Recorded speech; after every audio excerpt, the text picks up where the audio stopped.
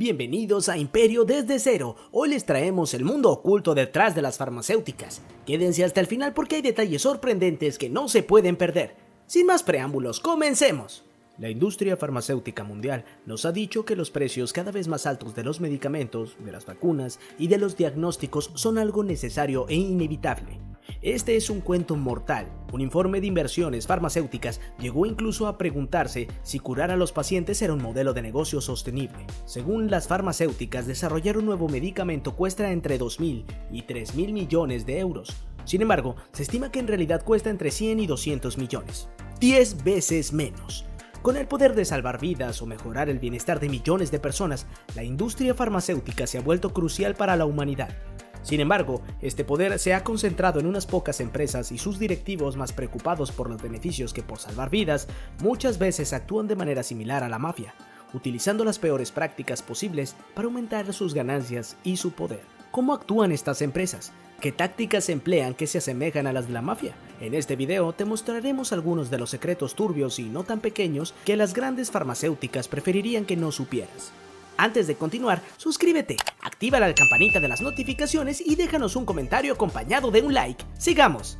Empecemos por la aparición de este gigantesco mercado y cómo las empresas farmacéuticas adquirieron tanto poder. Aunque el sector farmacéutico es actualmente uno de los más modernos y tecnológicos del mundo, la producción de medicamentos es una actividad antigua que se remonta a la Edad Media. En aquel entonces, el sector se limitaba a pequeños boticarios que creaban remedios a partir de elementos naturales y del saber popular. Las bases de la industria farmacéutica, tal y como la conocemos hoy, se sentaron en 1668 con la fundación de la farmacia Merck en Darmstadt, una de las mayores del sector. Lo mismo sucedió con Pfizer, fundada en 1849, Roche en 1896 y otras empresas centenarias que dominan el sector. La primera revolución del sector ocurrió cuando Bayer lanzó el ácido acetilsalicílico, conocido como aspirina, que cambió la forma en que el mundo trataba el dolor. Durante esta fase, que duró hasta los años 70, surgieron píldoras anticonceptivas, nuevos antibióticos, algunos antidepresivos, los primeros tratamientos contra el cáncer e incluso medicamentos populares como el paracetamol e ibuprofeno. El mercado de los medicamentos crecía cada año, al igual que la profesionalización del sector. Los laboratorios que antes fabricaban productos tan diversos como gominas, dentífricos y medicamentos se enfocaron cada vez más en la producción de nuevos fármacos.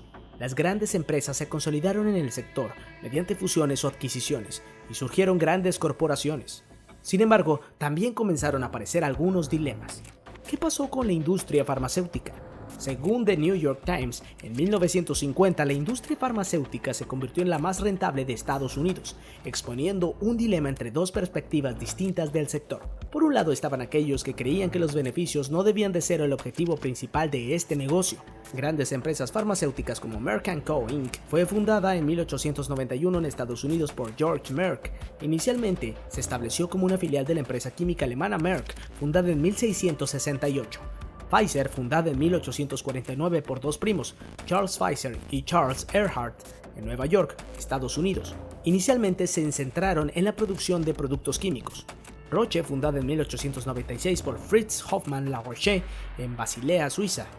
Y la más reciente, GlaxoSmithKline, que se fundó en el año 2000 a través de la fusión de GlaxoWellcome y SmithKline Beckman. GlaxoWellcome, que había sido fundada en 1995 por la fusión de Glaxo Laboratories y Burroughs Wellcome Company, mientras que SmithKline Beckman fue el resultado de la fusión de SmithKline Beckman Corporation y Beckman Group en 1989. Conforman ellas el monopolio más grande jamás visto y funcionan bajo la mirada de la élite, cuyo objetivo es bastante conocido tomando en cuenta las investigaciones que han emitido información importante en la realización a la naturaleza y función de las vacunas contra el COVID-19.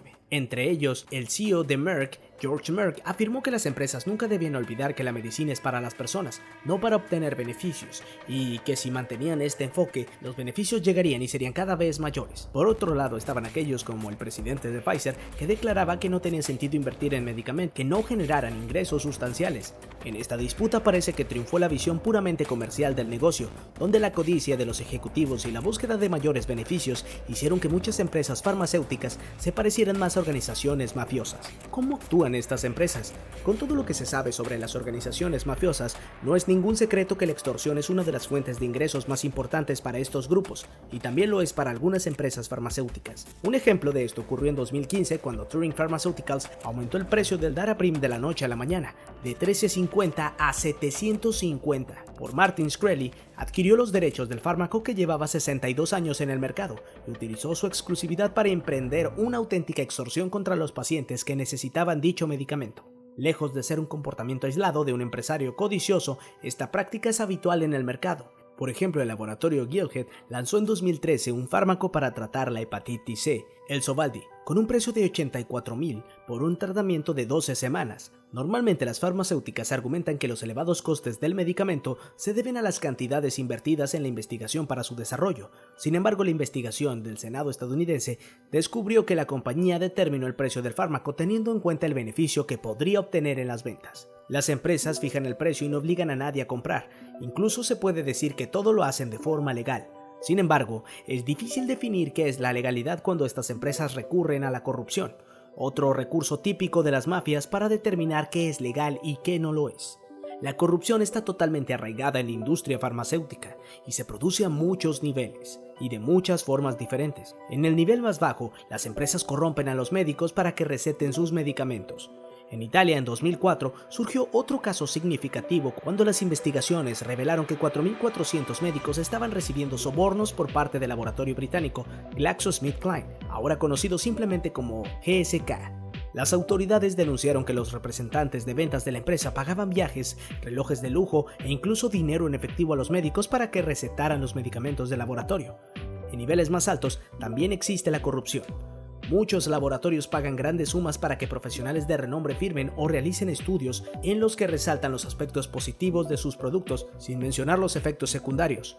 Un reportaje de The New York Times en 2008 reveló que varios laboratorios pagaron más de $1.5 millones al Dr. Joseph Biederman, una autoridad en psiquiatría infantil. Como resultado, la prescripción de medicamentos para niños con trastorno por déficit de atención se disparó, y uno de los medicamentos más recetados fue fabricado por empresas como Johnson & Johnson, que también estuvo involucrada en el pago al médico.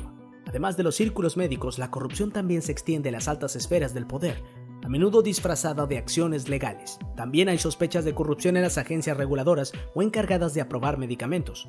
En Estados Unidos, la industria farmacéutica está fuertemente ligada a los gobiernos, especialmente a través del lobby legalizado. La industria cuenta con alrededor de 1.800 lobistas bien pagados solo para trabajar en el Congreso Federal.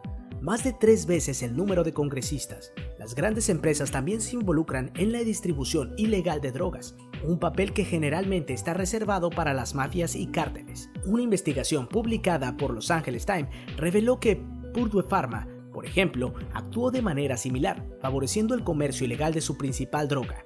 La empresa no solo no informó a las autoridades sobre la venta ilegal de medicamentos, sino que continuó vendiéndolos. Este no fue un caso aislado. Durante más de una década, la empresa acumuló pruebas de tráfico ilegal de medicamentos y no hizo nada para detenerlo. Otro informe de The Guardian mostró un consorcio de varias empresas, incluidas Johnson & Johnson, grandes distribuidores de medicamentos, que trazaron un mapa de las regiones con mayor consumo de opioides y aumentaron los envíos a estos lugares, a pesar de las señales de que la situación estaba fuera de control y estaba devastando partes completas de Estados Unidos. Se puede establecer comparaciones entre las empresas farmacéuticas y las mafias, incluyendo disputas por territorio. No estamos hablando de disputas violentas por el control de áreas geográficas, sino de patentes. A partir de los años 90, las empresas farmacéuticas empezaron a valorar más su propiedad intelectual que sus instalaciones físicas o su logística. Las patentes aseguran a una empresa el derecho exclusivo a comerciar un medicamento sin competencia durante al menos 20 años, permitiéndoles fijar los precios a su gusto. Sin embargo, estas empresas a menudo encuentran formas de prolongar su monopolio, como modificando ligeramente la fórmula de sus medicamentos para obtener nuevas patentes. Esto se traduce en cientos de nuevas patentes que se suman a medida que vencen las anteriores, evitando así que otras compañías lancen versiones genéricas más baratas. Cuando esto no funciona, recurren a tácticas más agresivas como los pagos por retraso. En estos casos, las grandes farmacéuticas pagan grandes sumas a laboratorios más pequeños para que no desarrollen versiones genéricas de sus medicamentos, manteniendo su monopolio y precios elevados. En su búsqueda de mayores beneficios, las actividades de las empresas farmacéuticas no conocen fronteras ni límites. La peor tragedia farmacéutica registrada en la historia afectaría a más de 46 países, provocando malformaciones en cerca de 20.000 bebés en todo el mundo. Sin embargo, los historiadores señalan un acontecimiento que marcó el cambio en el curso de la historia. En 1961, en Hamburgo, Alemania, una mujer de 23 años dio a luz a su primer hijo sin la presencia de su esposo. El médico, con insensibilidad, le aconsejó que tuviera otro hijo y olvidara a este, sugiriéndole que lo desechase lejos. Poco después, el esposo llegó y le comunicó una noticia impactante. Su hermana había tenido un bebé con deformidades similares. Convencidos de que había un problema subyacente, se propusieron buscar una respuesta. La epidemia de bebés con malformaciones comenzó 5 años y medio antes, el día de Navidad de 1956, con el nacimiento de la primera víctima en un pequeño pueblo de Alemania. La madre había tomado un nuevo medicamento llamado talidomida, desarrollado por una compañía farmacéutica local llamada Chemie Grünenthal. Aunque algunos empleados de Grünenthal llevaron a casa muestras del medicamento, la compañía ignoró las señales de alerta. 9 meses después del primer nacimiento con malformaciones, Grünenthal lanzó la talidomida al mercado alemán bajo el nombre de Contergan. A pesar de las advertencias, promocionaron el fármaco como un sedante seguro, especialmente para las mujeres embarazadas con náuseas matutinas. La estrategia de ventas fue agresiva y la talidomida se convirtió en el segundo medicamento más vendido después de la aspirina. Otro caso que resalta es lo ocurrido en Nigeria en 1996, cuando el país estaba experimentando una epidemia de cólera, meningitis y otras enfermedades.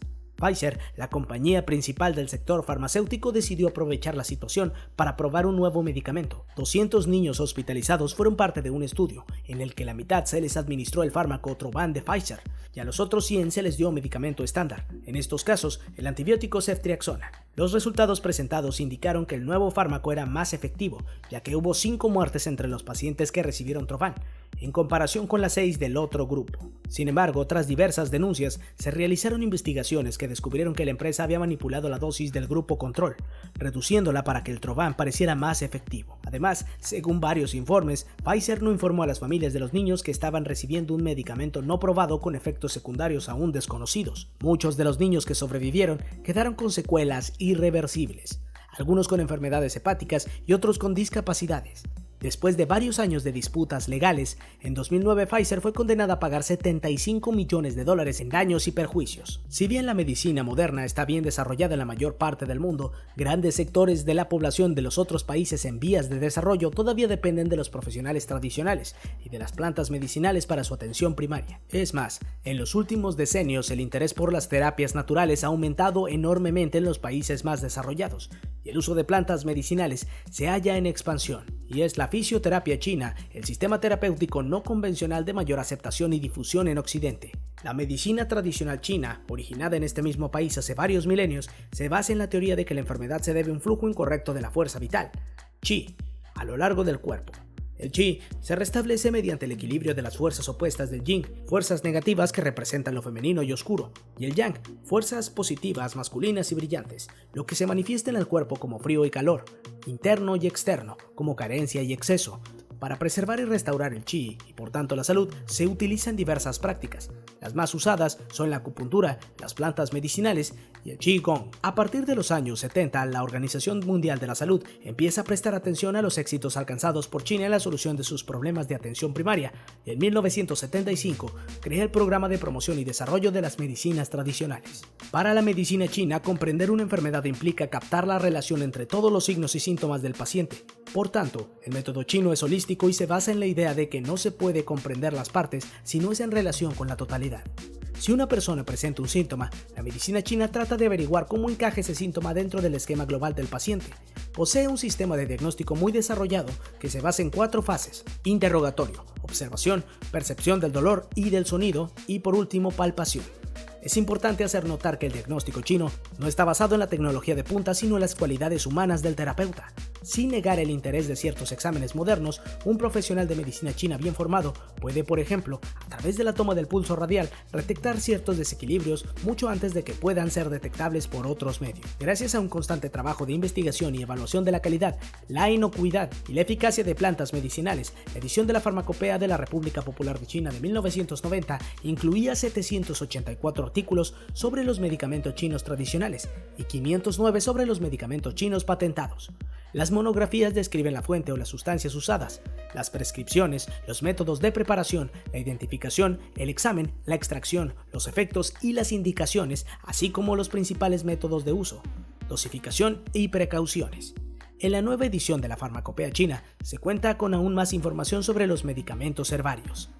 A diferencia de la medicina tradicional china, la industria farmacéutica se enfoca principalmente en la rentabilidad, donde los intereses de los accionistas son prioritarios sobre los de los pacientes. Se trata de un modelo de negocio implacable, donde aquellos que no pueden pagar no tienen acceso al medicamento. La lucha contra la pandemia del coronavirus parece haber incrementado la codicia de los laboratorios por obtener ganancias, lo que pone en peligro la subsistencia de nuestro sistema de salud pública basado en la solidaridad. Esperamos que el contenido de este video haya sido valioso para ustedes. Suscríbanse al canal, activen la campanita de las notificaciones para que no se pierda nada de lo que viene. Regálenos un like y no olviden dejar su comentario. ¡Hasta pronto!